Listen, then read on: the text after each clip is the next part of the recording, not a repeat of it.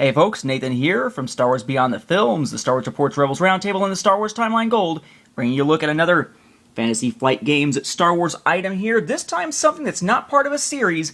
This is Star Wars Empire vs. Rebellion, a strategy card game for 2 players. Now, you'll notice here immediately, looking at the cards next to it, that while this may look like it's one of these boxes that's about the size of what the LCG came in, it's not. It is about the size of, well, you know, the cards that go into it. It's not very big at all. Now, that's kind of surprising for folks, so if you're looking for this thing, don't look for some big box on a shelf. Look for something that comes basically packaged up. This is what the back of the little package looks like, because I haven't thrown it out yet. It's basically just looking like this, sitting on a shelf inside a plastic container. And they didn't spare any expense when it came to advertising here. There's your back that gives you your information. But I find it kind of amusing that it's got the card game, the miniatures game, and the 2 different RPGs so far, not counting Force and Destiny, advertised actually inside the box on the part that gets covered up. Kind of amusing. Basically what you got here is somewhat of a reskin of an old Fantasy Flight Games game, CIA versus KGB, a Cold War game. It is a standalone game, no expansions at this point, no expansions planned as far as I know. It really wouldn't make sense to do it. That does mean that this is immediately balanced. One of the things I like to do with the LCG is to play with the starter decks, because as cool as it is to change objective sets and all, it's really kind of nice to know you've got a balanced game, especially when playing against someone that you're just starting to teach how to play. In this case, obviously it's totally balanced, because it's designed that way as a standalone experience. What you get in the box? There's your box itself, of course, already looked at that. Rulebook, relatively small, very, very quick. We're going to do a demo game later on as a separate video here. You've got a balance token with Rebel on one side, Imperial on the other. There's a proof of purchase and all. Because the only tokens used in the game, they're known as influence tokens, same on the front as they are on the back. Then you've got the actual cards. Okay, we'll talk about how they all work as we go along and check out the game itself as a demo game. Think of this basically as strategy-based blackjack.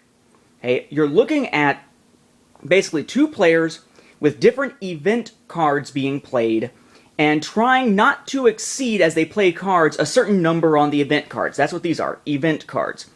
Playing different resources with different values on them, trying not to go over the number, trying to get the closest out of the 2. As you win, you pile up, kind of like getting objectives that you win from the LCG, until you reach a point value of 7. So it's blackjack with more strategy, but it's something that's designed, again, as a standalone game. No real customization beyond a tiny, tiny bit. Card-wise, I want to show you what these looked like and check out the different ones, because this is not quite what you would expect from an LCG.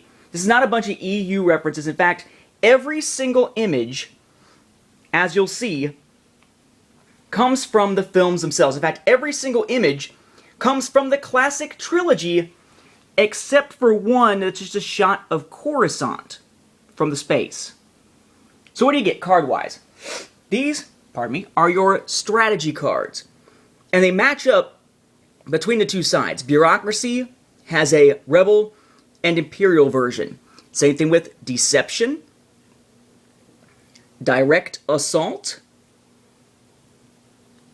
Support, and Infiltration. Each side just gets 5 strategy cards, as they're called. For events, you have a lot more variants here.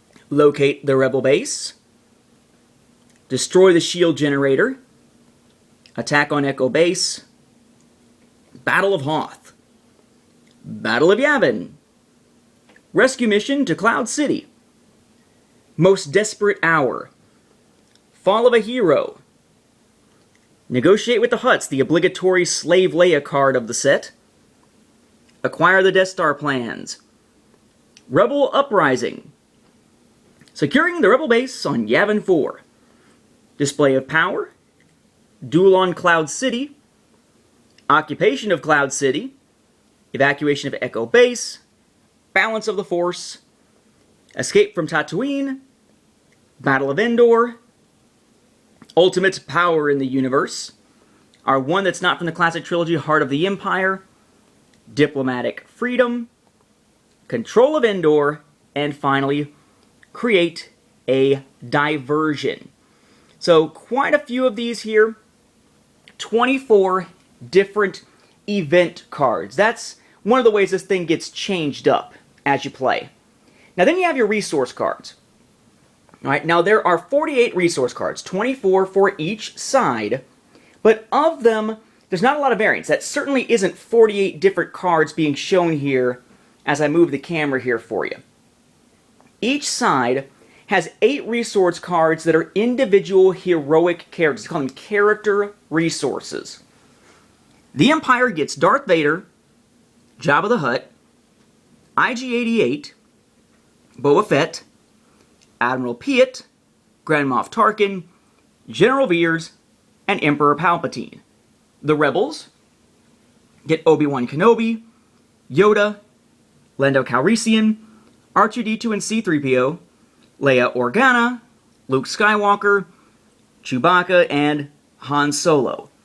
Beyond that, each side gets 4 identical types of card. You have military, right, for both, Rebel, Imperial, the Force, right, Imperial, Rebel, Diplomacy, and Recon. All of which basically do the same thing. What's interesting about these as you play is that the resource values up here in the corner and down here in the corner for when they're tapped so you can still see them, or excuse me, exhausted. They don't call it tapped even though it's basically the Magic the Gathering mechanic here. Each one has 3 different versions of the card. Or excuse me, 4. I was looking at the 3 on the card here and saying 3. 2, 3, 4, 5. Different values as you play, which will come into play when we do our little demo game here, but basically the same effect on the card itself. The same card aside from that value up there. There's 4 different ones with those 4 different numbers, 2 through 5, for each of these cards here.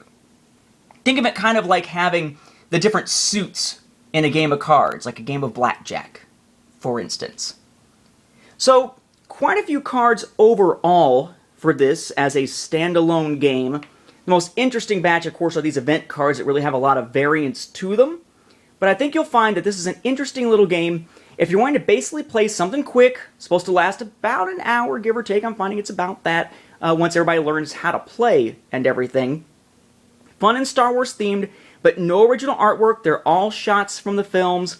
Not a lot of customization to it. But then again, not a very high price tag either. Empire vs. Rebellion retails for basically $13. You can find it at places like Miniature Market for about $9. For the price, this is a really fun, quick little Star Wars game that I think a lot of people are going to overlook when looking for something like the LCG. You might want to give this a try.